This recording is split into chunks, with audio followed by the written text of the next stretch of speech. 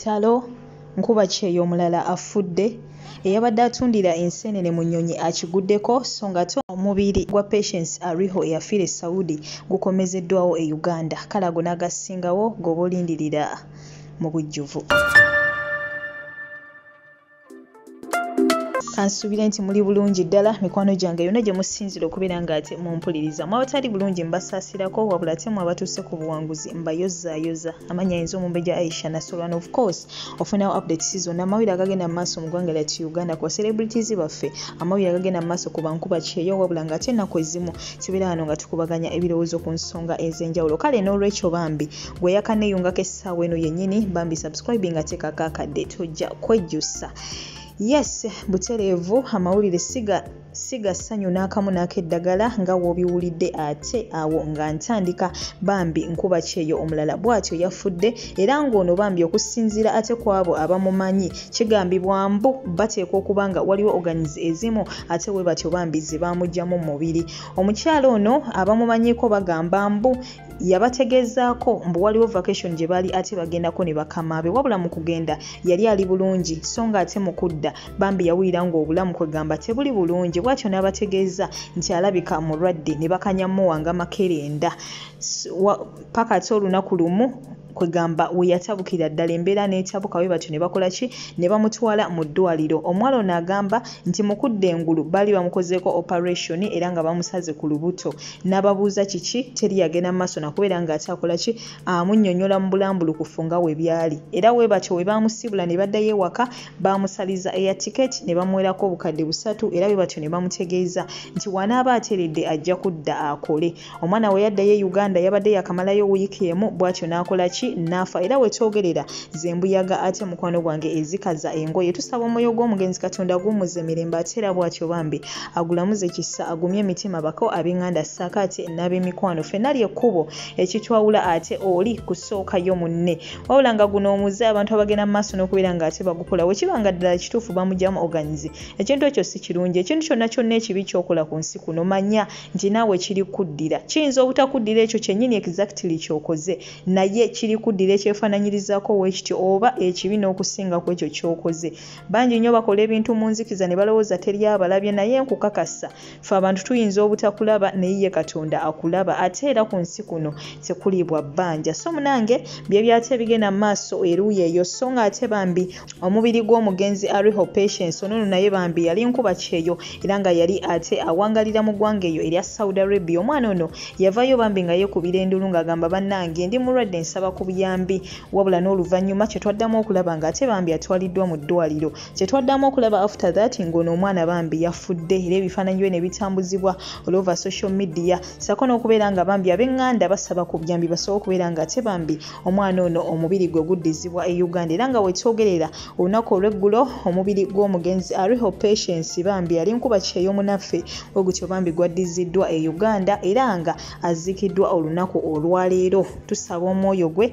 Katonda gumuze mirembe ate era bw'atyo agulamuze kisa agumye emitima abako ab'enganda saakate n'ab'emikwano bankuba kyeyo buli omu gy'oli weesabire ate Katonda ye yekka asobola okubeera ng'ate akuyamba eyo yonna gy'owangaalira gy'otalinaayo maama wo taata wo baani bonna wabula ng'oliyo ku lulwo ng'omuntu weesabire otherwise si byangu n'akamu n'akeddagala. Abantu bayita mu bingi mu lugendo lw'okubeera ng'ate bambi banoonya ekigulira amagala eddiba so nga ate ebyo nabyo mbitadde ku bbali waliwo ka video ate akagenze mu maaso n'okubeera nga katrendinga all over social media akamwana mulenzi oyo amanyikiddwako nga Mubiru Paul bw'atyo bambi abadde atunda enseenene ze asobole okubeera nga bambi yeefunira ku nnusu wabula munnange nga wetumanyi ebya Uganda kwegamba waliwo ensonga ezimu ze balekerera ate nga ffe tulabanga ez'amaanyi wabula ate waliwo ensonga ezimu ze bafokasingako ffe ate nga tulabanga ennafu. Munnange tubadde tukyali awo ate minisita w'ebyenguudo n'entambula omukulu ono General Edward Katumba Wamala bw'atyo n'avaayo n'awandiika era nga atutegeeza mbu yagenze maaso n'okubeera ng'ate munnange ayogerako n'abo abantu abakulira Ugandan Airlines yennyonyi omukulu ono mu biru gy'abadde ate atundiramu ensenene. So omukulu ono General Edward Katumba Wamala yabadde atutegeeza mbu yayogeddeko n'abakulira ennyonyi eyo era bw'atyo n'ategeeza ababeeko kye bakolera abakozi abo abaaliwo essaawa eyo ekikolwa kino eno omulenzi omuvubuka ono kye yakola ekyokubeera ng'atunda ensenene ku nnyonyi nga kigenda mu maaso nti abakozi abo abaaliwo by that time bagende mu maaso n'okubeera nga babaako ate kye babakolera. So munnange bye byate bigenda maaso eruyeyo wabula nga bambi musajja wattu yavuddeyo ne yeetonda nga omanyi munnange mu nsi muno omuntu okumalako olina okubeera ng'ate oli mwetowazi we bavayo ne bagamba munaye kye wakoze kikyamu yadde nga muli owulira nti oba kyabadde kituufu wabadde tolina kyakola olina okuvayo ate bambi ne weetonda. So bambi omukulu ono avuddeyo ne yeetonda mu luzungu saaka ate ne mu luganda kamukulekereko essaawa eno ate n'oluvannyuma tugende mu maaso. My name is Mulupo, a 27 years old. A Ugandan who appears in the viral video cashshooting on social media where I appear to be vending a grasshopper aboard Uganda Airline flight UR446 to Dubai on Friday 26 November 2021. I am sorry to the fellow countrymen and women, the staff of Uganda Airline, passengers and everyone hurt by the act on the board. I recommended that a video in the question not to refer on a swim to the airline, the country or the passengers on abroad, but for the comment purpose, specifically TikTok deeds. What appears as vending in the video was all for communical purpose, but never for transaction gains. I continue to send in my apology and the affairs you to make my apology public so that the another parties affected can also forgive me. Attached in my passport is a proof and also a